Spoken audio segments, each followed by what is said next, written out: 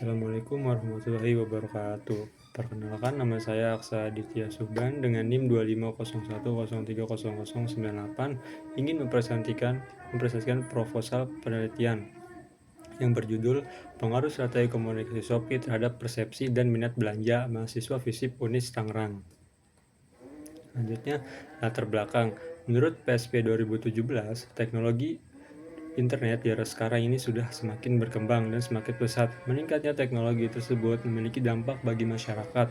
Salah satu perkembangan yang cukup membawa pengaruh bagi masyarakat adalah internet. Internet telah tumbuh menjadi alat informasi dan komunikasi yang tidak dapat diabaikan. Dengan adanya internet, maka hidup manusia semakin lebih mudah. Perkembangan teknologi digital telah membawa perubahan signifikan dalam perilaku belanja masyarakat, khususnya mahasiswa. Shopee menjadi salah satu platform e-commerce terbesar di Indonesia, merupakan berbagai strategi komunikasi seperti iklan digital, promosi, influencer, push notification, serta program kampanye besar seperti Shopee 1111 atau Shopee Payday. Strategi tersebut tidak hanya bertujuan untuk perhatian konsumen, tetapi juga membangun persepsi positif terhadap platform. Selanjutnya, rumusan masalah. Bagaimana strategi komunikasi pemasaran Shopee diterapkan untuk mahasiswa FISIP Unis Tangerang? Bagaimana persepsi mahasiswa terhadap Shopee dipengaruhi oleh strategi komunikasi pemasaran tersebut? Itu tujuan. Menganalisis strategi komunikasi pemasaran Shopee bagi mahasiswa FISIP Unis Tangerang. Menilai persepsi mahasiswa terhadap Shopee berdasarkan strategi yang diterapkan, yaitu manfaat penelitian. Manfaat teoritis. Manfaat ini diharapkan dapat memperkaya kajian mengenai komunikasi pemasaran digital, khususnya terkait pengaruh strategi komunikasi terhadap persepsi dan minat belanja konsumen pada platform e-commerce. Manfaat praktis. Bagi Shopee, sebagai pemasukan dalam merancang strategi komunikasi pemasaran yang lebih efektif untuk meningkatkan minat belanja mahasiswa.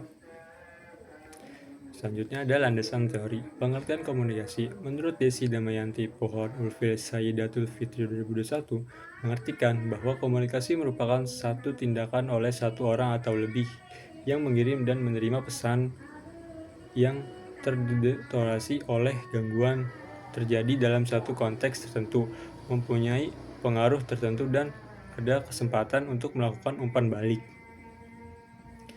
Selanjutnya ada komunikasi pemasaran. Menurut Agustina 2019, komunikasi pemasaran, marketing communication, adalah sarana di mana perusahaan menginformasikan, membujuk, dan mengingatkan konsumen secara langsung maupun tidak langsung tentang produk dan merek yang dijual.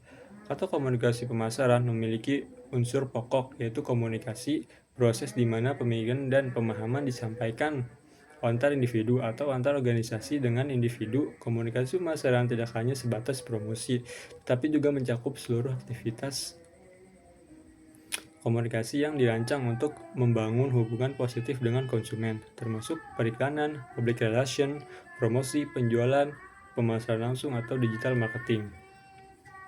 Next itu ada persepsi konsumen.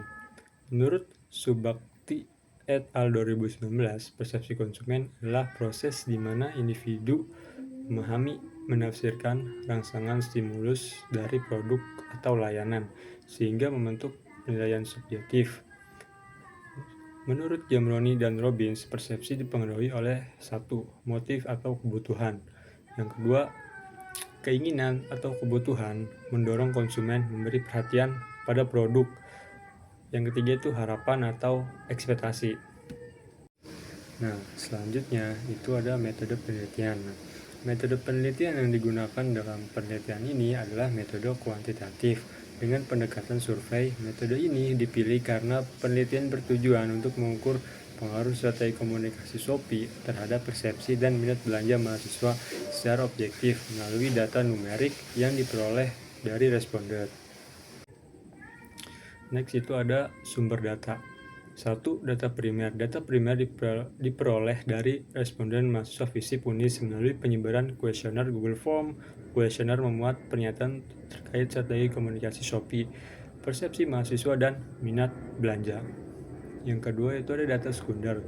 Data sekunder diperoleh dari jurnal-jurnal ilmiah mengenai komunikasi pemasaran, persepsi konsumen, dan minat belanja, buku teori komunikasi, pemasaran dan perilaku konsumen, artikel atau publikasi terkait perkembangan Shopee. Plus ada teknik pengumpulan data. Teknik pengumpulan data dilakukan melalui satu kuesioner menggunakan angket dengan skala Likert 1-5, sangat tidak setuju sampai sangat setuju. Kuesioner ini digunakan untuk mengukur respon mahasiswa terhadap tiap variabel penelitian. Yang kedua, studi kepustakaan. Peneliti mengumpulkan referensi dari buku, jurnal, dan artikel untuk memperkuat landasan teori. Ya, sekian presentasi dari saya. Kurang lebihnya mohon maaf. Assalamualaikum warahmatullahi wabarakatuh.